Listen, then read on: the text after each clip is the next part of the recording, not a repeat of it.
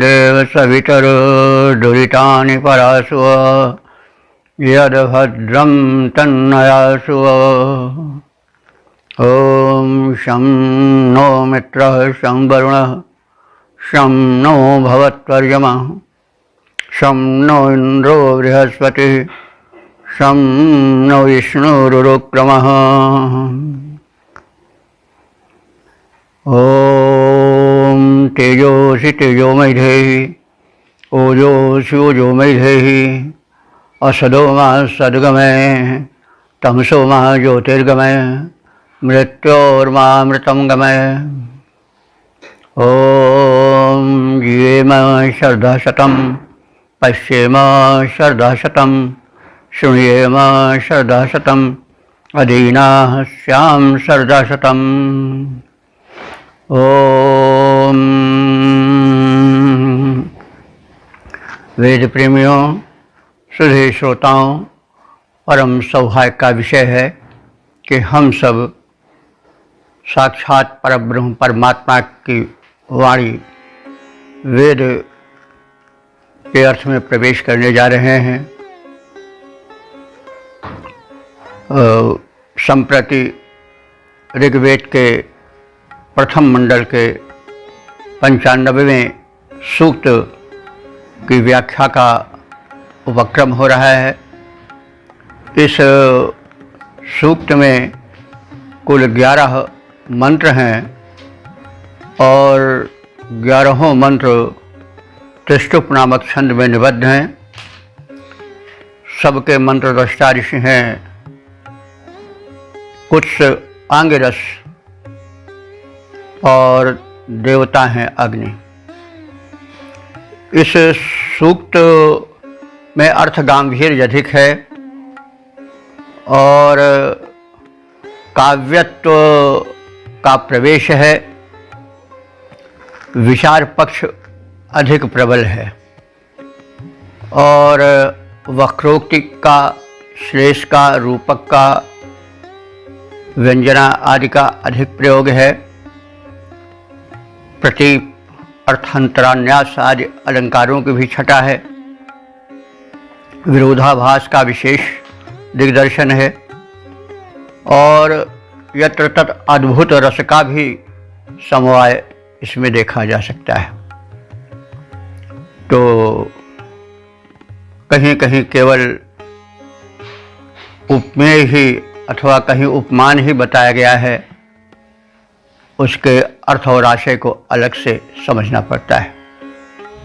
तो अब इन सब वैशिष्ट्यों को ध्यान में रखते हुए हम ऋग्वेद के प्रथम मंडल के 95वें सूक्त के प्रथम मंत्र की व्याख्या में प्रवेश करेंगे। यह मंत्र त्रिष्टुप नामक छंद में निबद्ध है। मंत्र द्रष्टा ऋषि हैं कुत्स, आंगिरस और इस मंत्र के जो देवता हैं वो अग्नि औशस हैं। अग्नि को हम लोग बहुत कुछ उनके देवत्व के विषय में, सर्वज्ञता, सर्वकालिकता के विषय में परिचित हो चुके हैं और यहाँ पर उनका विशेष परिचय प्राप्त होगा। औशस शब्द है, अग्नि औशस। औशस कहते हैं उषा से जो उत्पन्न हुआ औशस है। तो अग्नि को ज़रा व्यापक अर्थ में हमको लेना पड़ेगा। वह अग्नि जो हमारे भूमंडल पर कहीं दीपक के रूप में, कहीं रसोई घर में, कहीं बड़वाग्नि के रूप में कहीं दीपक के प्रकाश के रूप में दिखाई पड़ती है। यही अग्नि नहीं बल्कि और आगे बढ़ कर के भी अग्नि की सीमा का इसमें परिचय कराया गया है। जैसे यह गार्हपत्य अग्नि जो भूमंडल पर विचरण करती है तो है ही है, कहीं यह गुप्त है तो कहीं प्रकट है, काष्ठाद में गुप्त रूप में है, जल में भी वह है तो कहीं प्रकट रूप में है। तो यह परमात्म तत्व के अधिक निकट है, प्रकाशक है, ऊर्जा रूप है और ऊर्जा प्रद है। तो अग्नि केवल इस भूलोक में ही नहीं है, अग्नि भूलोक के ऊपर अंतरिक्ष लोक में भी है। अंतरिक्ष लोक वह लोक है जो पृथ्वी से ऊपर जहाँ तक वायुमंडल का प्रसार है वहाँ तक फैला हुआ है, तो यह अंतरिक्ष लोक है। तो अग्नि का प्रसार अंतरिक्ष लोक में मेघों में विद्युत रूप में दृश्यमान होता है,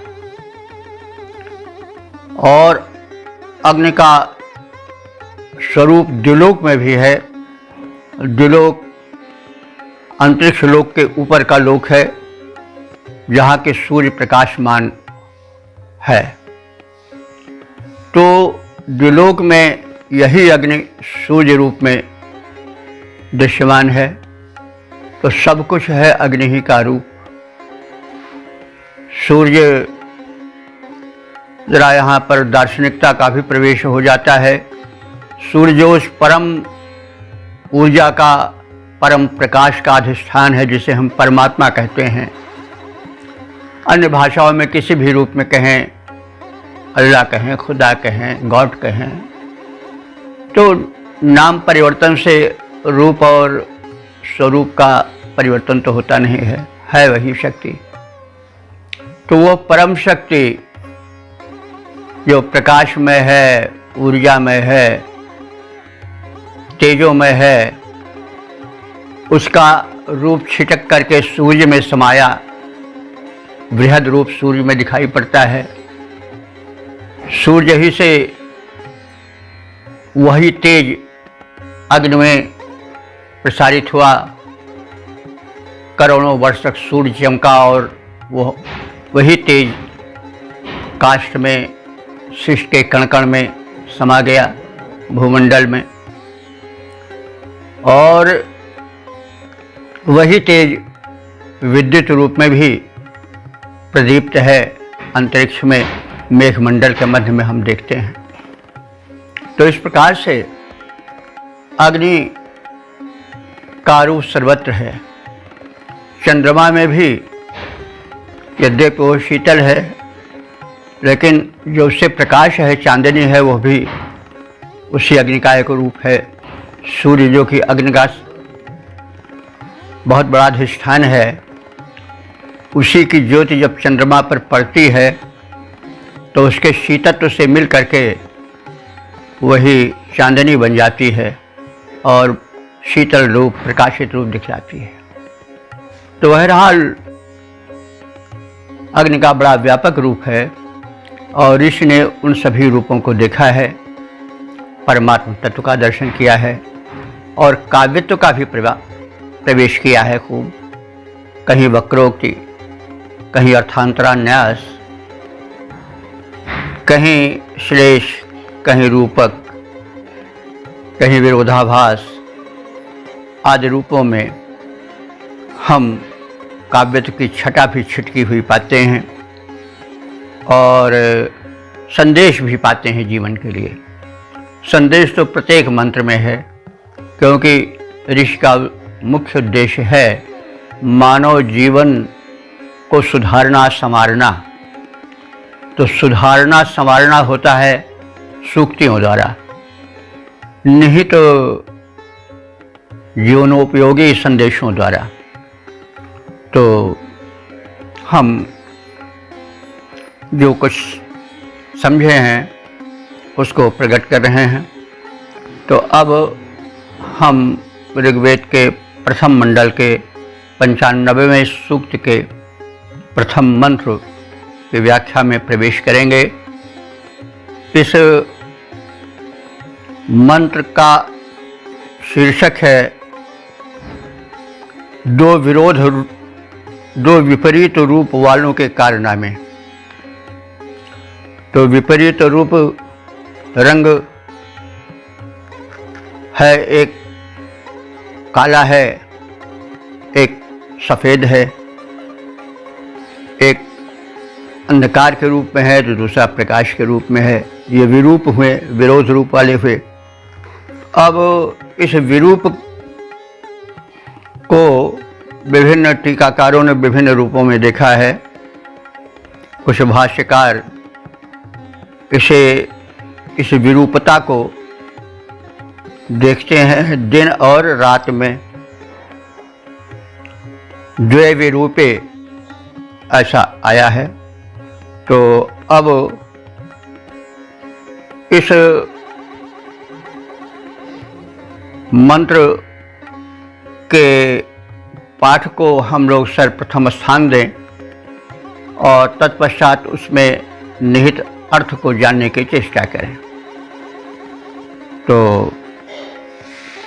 हम अब इस ऋग्वेद के 95वें सूक्त के प्रथम मंत्र के पाठ में प्रवेश कर रहे हैं। ओम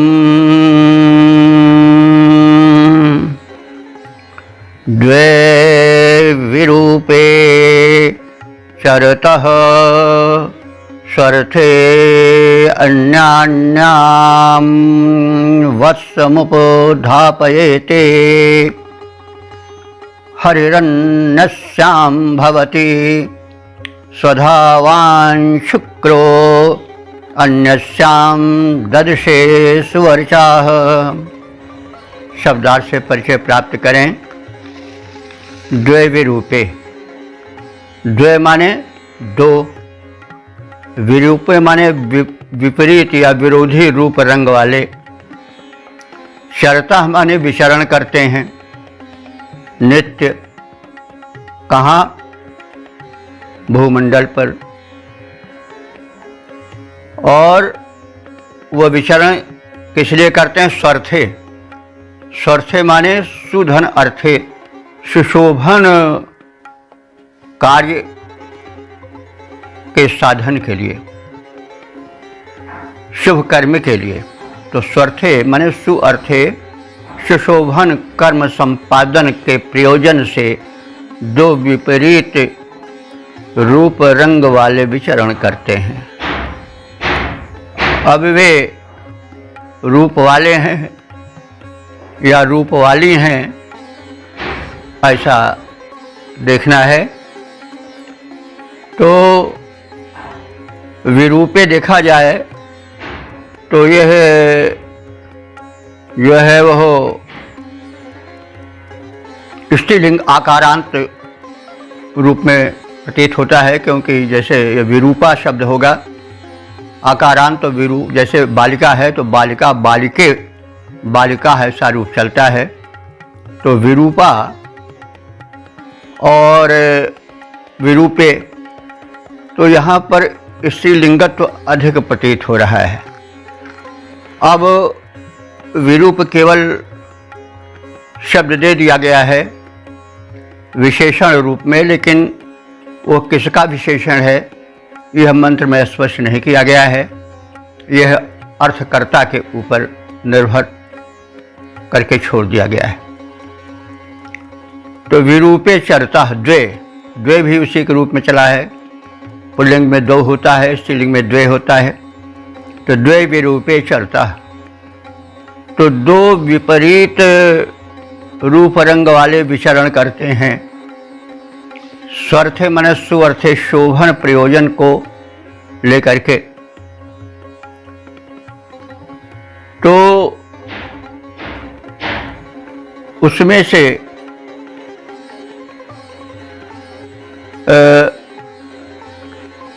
जो प्रथम है और जो द्वितीय है परस्पर विरूप रंग रूप वाले वे वत्सम अन्यान्या वत्सम, एक दूसरे के बच्चे को, वत्स को, उपधापयते माने दुग्ध पिलाते हैं अथवा पोषण देते हैं। तो प्रश्न यह उठता है कि वे दोनों कौन हैं और उनके वत्स कौन हैं, क्योंकि मंत्र में यह तो बताया नहीं गया है। सिर्फ यही कह दिया गया है कि दो विपरीत रूप रंग वाले हैं, उत्तम प्रयोजन को लेकर के विचरण करते हैं और दोनों एक दूसरे के वत्स को पयपान कर पुष्ट कराते हैं या करते हैं। तो अब यह लगाना पड़ेगा। तो कुछ भाष्यकारों ने तो एक को दिन माना है, एक को रात माना है, लेकिन मेरे विचार से एक को उषा और एक को निशा मानना अधिक उपयुक्त होगा, क्योंकि विरूपे है ना, तो आकारांत स्त्रीलिंग की ओर इंगित करता है। तो ये विरूपे जो है वह यदि प्रयुक्त किया जाए उषा और निशा की ओर तो अधिक उपयुक्त मेरे विचार से होगा। तो उषा जो है वह शुभ्र वर्ण की है, ज्योतिषमती है, और निशा जो है कृष्ण वर्ण की है। इसलिए ये विरूप हुए, एक श्वेत वर्ण की और एक कृष्ण वर्ण की, इसलिए दोनों विरूप हुए, विरोधी रूप रंग वाले हुए। तो ये एक शोभन प्रयोजन को लेकर के विचरण करते हैं अंतरिक्ष में, भूमंडल में, और दोनों यानी अन्यान्या वत्सम बच्चे को उपधापयते पयपान कराकर पोषित करते हैं, पुष्ट करते हैं। तो उनके बच्चे क्या होंगे? तो उषा का वत्स बच्चा या पुत्र तो सूर्य को कहा जा सकता है।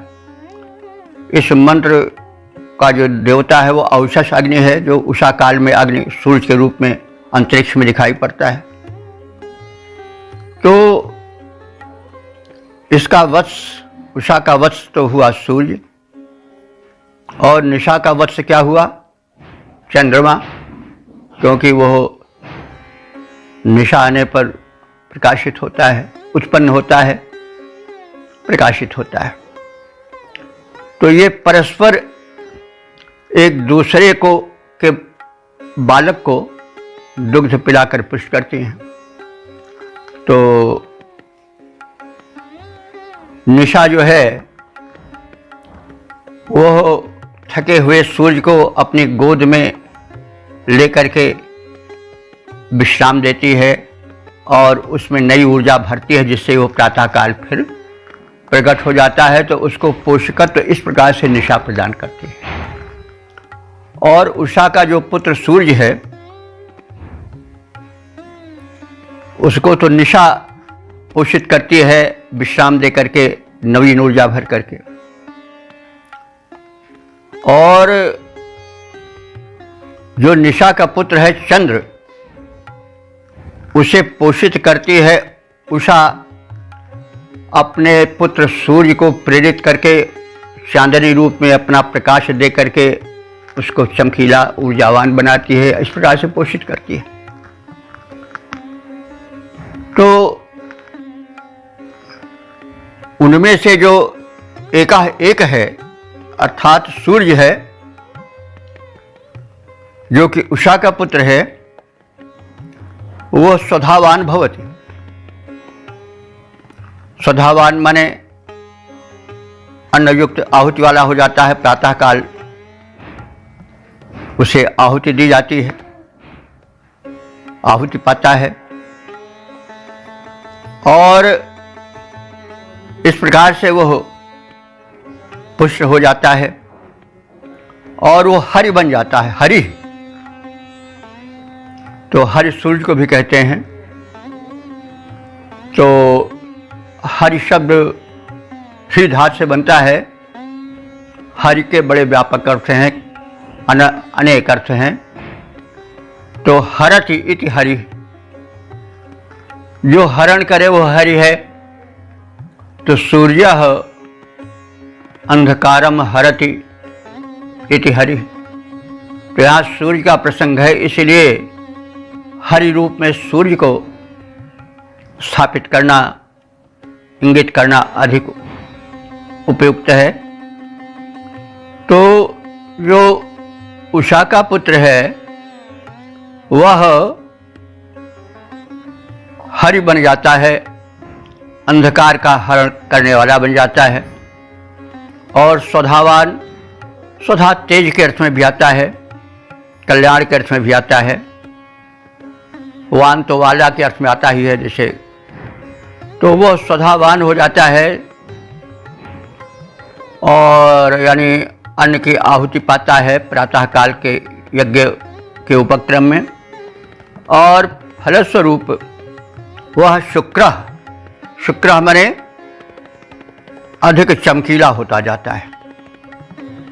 पहले सूर्य जब बाल रूप में प्राची के क्रोध से झांकता है तो बड़ा कोमल दिखाई पड़ता है, लेकिन वह पोषित रहता है, इसलिए शीघ्र ही शुक्र माने तेजस्वी होने लगता है।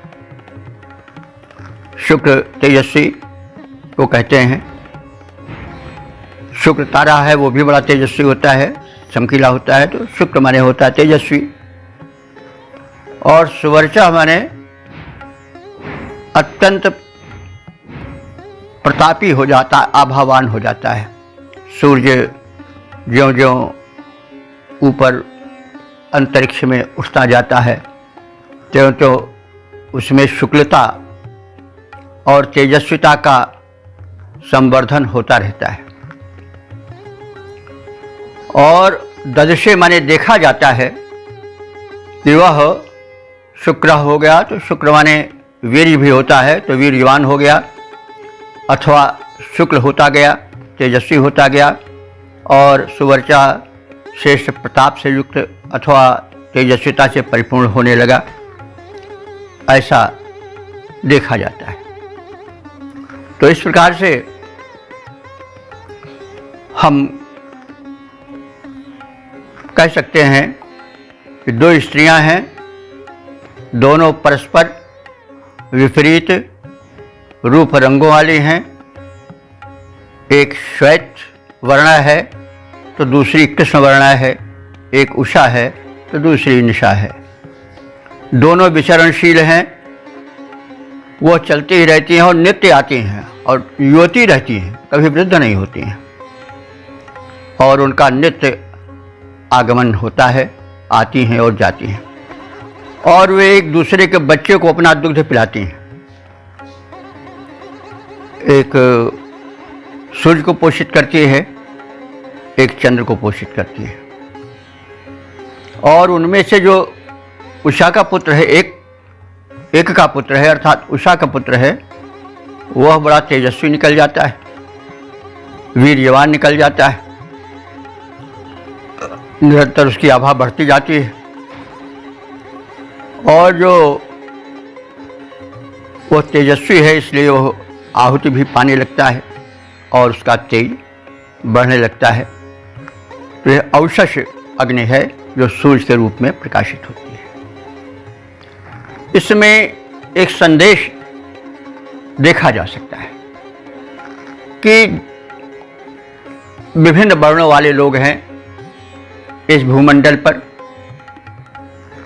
कुछ अत्यंत काले हैं, कुछ अत्यंत गोरे हैं, कुछ पीतवर्णीय हैं, जैसे मंगोलियन जो है चाइना वगैरह के लोग, ये थोड़े पीत वर्ण के होते हैं। लेकिन वर्णों में भेद नहीं करना चाहिए। जैसे विभिन्न वर्ण वाली दोनों स्त्रियां, ये इनका सौहार्द है कि एक दूसरे के बच्चे को पैपान कराती हैं, पुष्ट करती हैं, वैसे सभी वर्ण वाले मनुष्य एक दूसरे का पालन पोषण करें तो बड़ा अच्छा लगेगा। जो अफ्रीका के काले लोग हैं या जहाँ भी काले लोग हैं उनको गोरे लोग पोषित करें, और जो गौर वर्ण के लोग हैं उनको कृष्णवर्णी लोग पोषित करें, परस्पर सौहार्द बना रहे। तो जब एक दूसरे को एक दूसरा पोषित करता है तो एक बड़ा अच्छा सौहार्द दिखाई पड़ता है। तो ऋषि संदेश देना चाहता है प्राणियों में मैत्री भाव हो, एक दूसरे के पर समर्पण हो, तो यह संदेश है। तो अब हम और अधिक न व्याख्या में प्रवेश करके इसके पद्य रूपांतरण पर दृष्टि डाल रहे हैं। उषायोर निषादो रमणीया हैं विद्यमान, उषायोर निषादो रमणीया हैं विद्यमान, दोनों दूसरे से भिन्न रूप रंग वाली हैं। एक का है पुत्र रवि, दूसरे का चंद्र जानो, एक गौर वर्ण और दूसरी तो काली है। पोषण प्रदान करती हैं पयपान जैसा, दोनों विचरणशीला बड़ी ही निराली हैं। दोनों पुत्र द्युतिमान किंतु रवि उनमें से पूज्य शक्ति युक्त और तिग्म तेजमाली है। ओम वेद प्रेमियों, सुधी श्रोताओं, संप्रति हम सब ऋग्वेद के प्रथम मंडल के 95वें सूक्त के दूसरे मंत्र की व्याख्या में प्रवेश करने जा रहे हैं। यह मंत्र त्रिशुप नामक छंद में निबद्ध है। मंत्र दृष्टा ऋषि हैं कुछ आंगिरस और देवता हैं अग्नि। इस मंत्र का विषय है अरण्य काष्ठ से गुप्त अग्नि को प्रकट करने वाली 10 अंगुलियां अथवा 10 दिशाएं। तो अब संबंधित अर्थ को अपने में गर्भ रूप में धारण करने वाले मंत्र का प्रथम पाठ हो जाए। ओम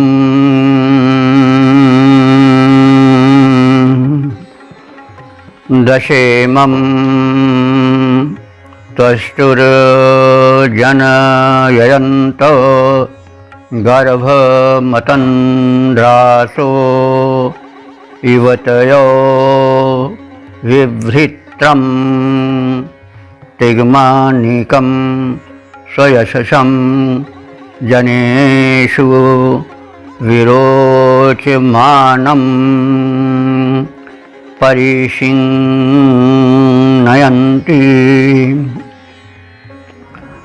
शब्दार्थ से परिचय प्राप्त करें।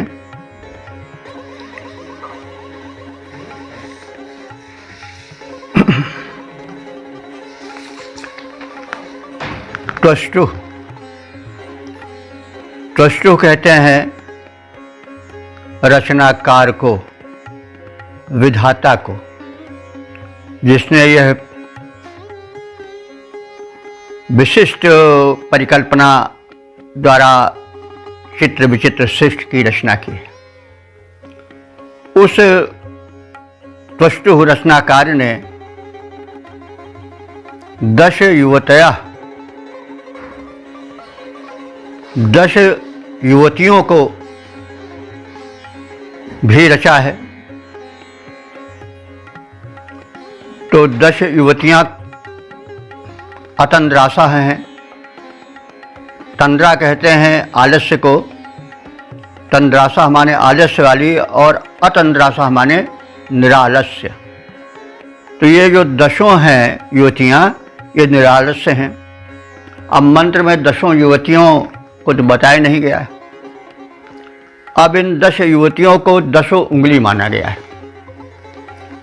ये 10 उंगलियां यज्ञ कार्य, चाहे वो हो आहुति कर यज्ञ कुंड में अग्नि प्रज्वलित करने का कार्य हो, अथवा जीवन के कर्म क्षेत्र में होने वाले शुभ यज्ञ कर्म का संपादन करना हो, परिपूर्ण करना हो, उन सब में इन 10 अंगुलियों का बड़ा प्राधान्य होता है। 10 अंगुलियां विधाता की बड़ी कौशलपूर्ण रचना है। इन 10 उंगलियों ने मनुष्य को सूक्ष्म काम करने के लिए बहुत ऊंचा उठाया है। अगर अंगुलियां न होती तो तमाम कार्य अधूरे रह जाते हैं। ये एकत्र होकर के, संगठित होकर के कार्य करती हैं, काम करती हैं तो एक हो जाती हैं और शक्ति उत्पन्न करती हैं 10 मिल करके। तो ये 10 मिल करके काम करती हैं। कोई छोटी है, कोई बड़ी है, लेकिन इनमें ये छोटे बड़े का जो एक होता है अहंकार या कुंठा, वो नहीं रहती है। संगठन की प्रतीक है और निरालस है। तो ये जो निरालस 10 स्त्रियां हैं अर्थात अंगुलियां हैं, वे गर्भम जनयंती, वो जो गर्भ में अग्नि रहती है उसको प्रकट करती हैं। तो गर्भ यहाँ से यज्ञ के प्रसंग में क्या होगा? अरण्य से हम सब परिचित हैं। यज्ञ के समय अरण्य मंथन होता है। 2 लकड़ियाँ होती हैं, उनका घर्षण किया जाता है और घर्षण से चिंगारी उत्पन्न होती है और अग्नि देव का प्राकट्य हो जाता है और यज्ञ कर्म आगे चल पड़ता है। तो ये है काश के गर्भ में गुप्त सुप्त पड़ी हुई अग्नि को जन्म देती हैं। अग्नि ऊर्जा का स्वरूप है, अग्नि प्रकाश का स्वरूप है, अग्नि कर्म का स्वरूप है, अग्नि चेतना का स्वरूप है। तो ये 10 अंगुलियों का चमत्कार है कि ये सब कार्य परिपूर्ण करती हैं। इसीलिए त्वष्टु माने विधाता की परमोत्कृष्ट रचना कहा गया है। अंगुलियों को रचनात्मकता को समेटे रहती है। तो ये 10 उंगलियां अग्नि को घर्षण के माध्यम से उत्पन्न करती हैं। आज नहीं अरण्य है तो माचिस की उस खोखे को लेकर के 10 उंगलियां मिल करके आग जला देती हैं। बहरहाल अग्नि के उत्पादन में इन 10 उंगलियों का बड़ा योगदान होता है और इससे जो है यज्ञ क्रिया आगे बढ़ती है। तो इस प्रकार से ये अग्नि जो है या 10 अंगुलियां जो हैं जीवन यज्ञ को परिपूर्ण करती हैं और स्वयशसम जनेषु विरोचमानम। स्व माने अपने, यानी अपने लोगों को, आत्मीय जनों को ये यशस्वी माने यशस्वी बनाती है।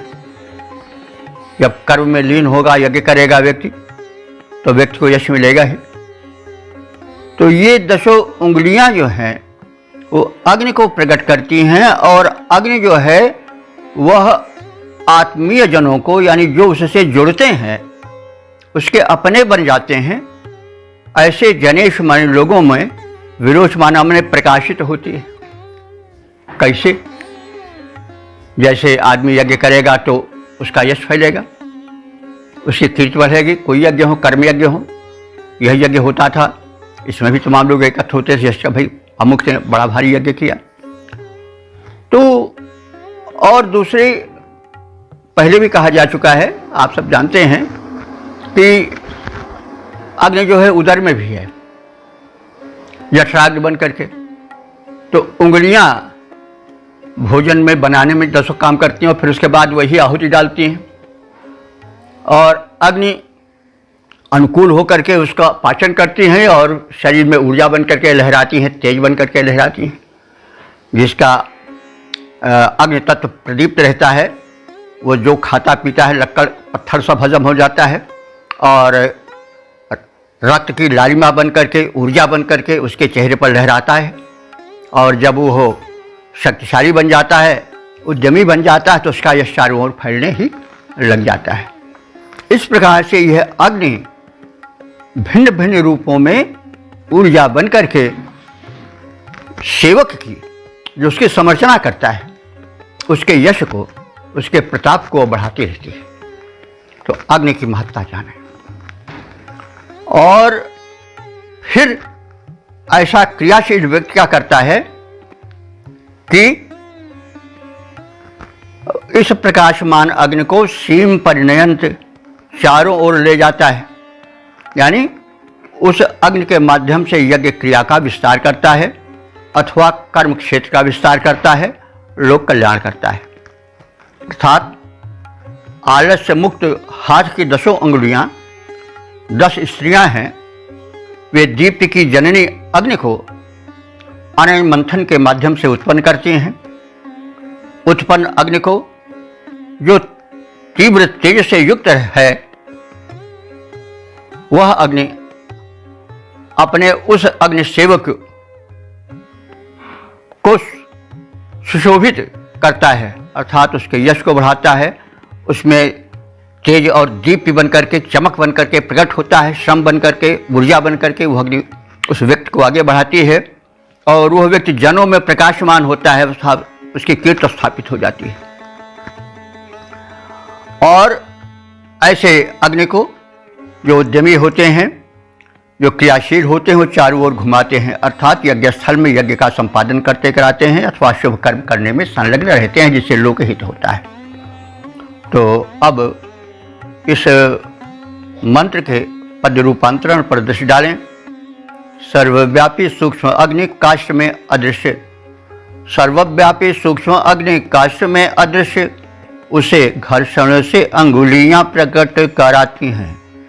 निरालस्य कर्मनिष्ठ हाथों की अंगुलियां ही क्रियाशील 10 शिष्य नारियां कहती हैं। अरण्य के मंथन के द्वारा तीक्ष्ण तेजधारी तमोहारी पावक को यही प्रकटाती हैं। प्रकटित अग्नि को घुमाते लोग चारों ओर, होती यज्ञ की क्रियाएं धूम मच जाती है, होती यज्ञ की क्रियाएं धूम मच जाती है। ओम वेद प्रेमियों, सुधी श्रोताओं, संप्रति हम सब ऋग्वेद के प्रथम मंडल के 95वें सूक्त के तीसरे मंत्र की व्याख्या में प्रवेश करने जा रहे हैं। यह मंत्र जो है वह त्रिष्टुप नामक छंद में निबद्ध है। मंत्र दृष्टा ऋषि हैं कुछ अंगिरस और देवता हैं अग्नि। अग्नि के 3 मुख्य जन्म स्थान हैं। इस अर्थ को संबंधित मंत्र में द्योतित किया गया है। सर्वप्रथम हम संबंधित अर्थ को समेटे हुए संबंधित वेद मंत्र का पाठ कर लें।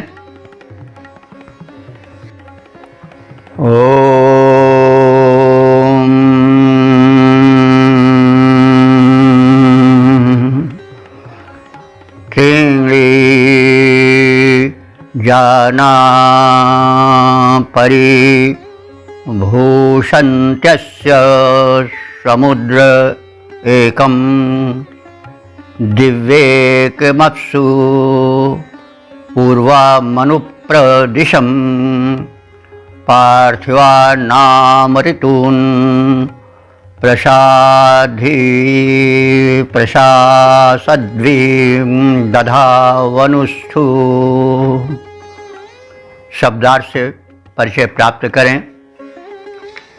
त्रीणी, त्रीणी माने 3 होता है, तो अस्य माने इस अग्नि के त्रीणी जाना, त्रीणी जाना माने 3 जन्म स्थल अर्थात प्रादुर्भाव होने वाले स्थान हैं, जिनको वो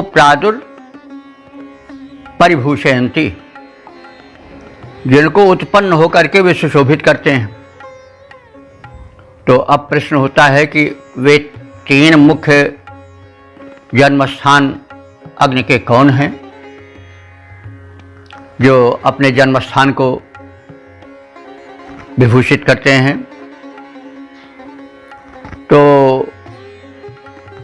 समुद्रे एकम, तो अग्नि का जन्म स्थान एक जन्म स्थान तो समुद्र है, ऐसे बड़वाग्नि के रूप में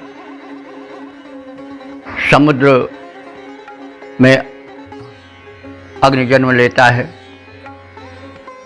बड़वाग्नि आप जानते हैं, यह माना जाता है कि समुद्र में एक अग्नि होती है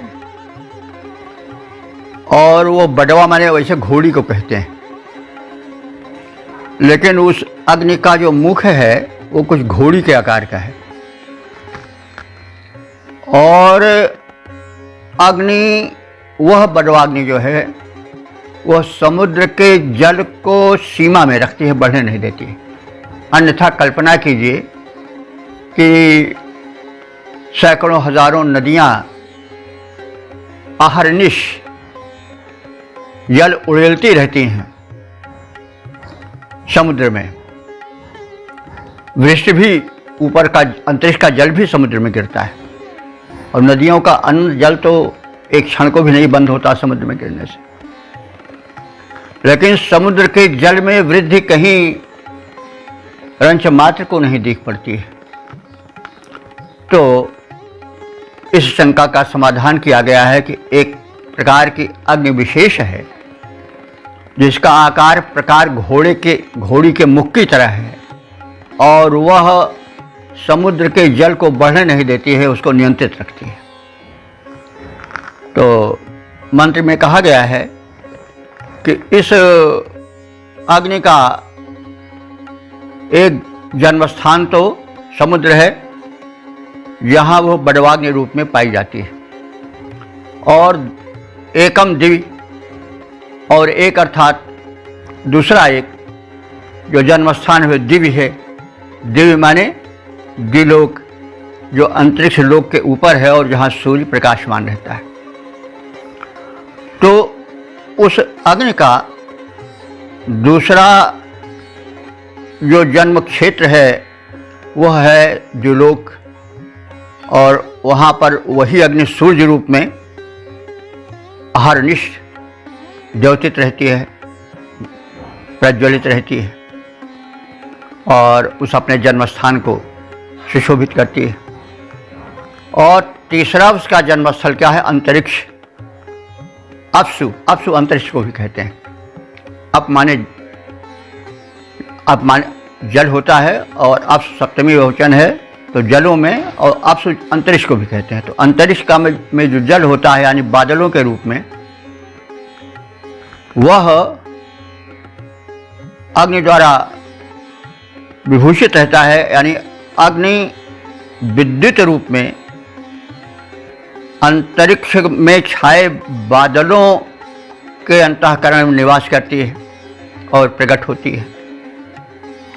तो अग्नि के ये 3 जन्मस्थल हैं, सागर, द्युलोक और अंतरिक्ष लोक। सागर में बड़वाग्नि रूप में, द्युलोक में सूर्य रूप में, और अंतरिक्ष में बादलों के मध्य विद्युत रूप में अग्नि ही वर्तमान रहती है।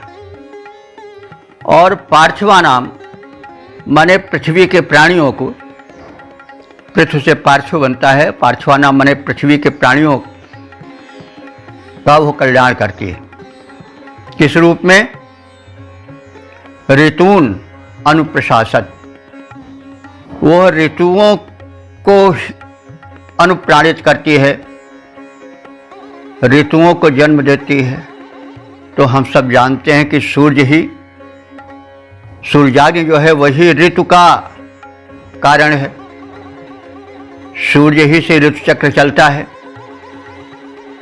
सूर्य जब भिन्न भिन्न कोणों से प्रकाशित करता है पृथ्वी को, तो कभी ग्रीष्म, कभी शीत, कभी वर्षा, कभी वसंत, कभी शिशिर, कभी शरद आदि ऋतुओं का क्रम चलता है। तो सूर्य ही ऋतुओं का कारण है, ऋतुओं का जन्मदाता है। और वही जो है पृथ्वी भर के प्राणियों की व्यवस्था संचालन के लिए, दिग्बोध के लिए दिशाओं में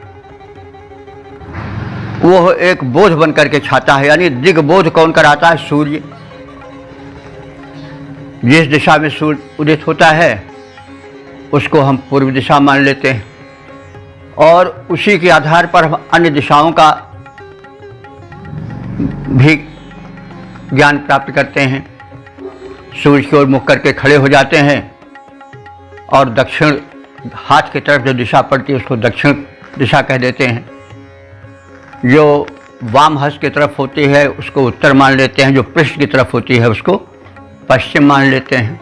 और इस प्रकार से हम लोग व्यवहार करते हैं कि भाई वहाँ जाओ, वहाँ से दक्षिण तरफ घूम जाओ, उत्तर तरफ घूम जाओ, पूर्व तरफ घूम जाओ, पश्चिम तरफ घूम जाओ। तो व्यवहार में ये दिशा ज्ञान बड़ा काम देता है।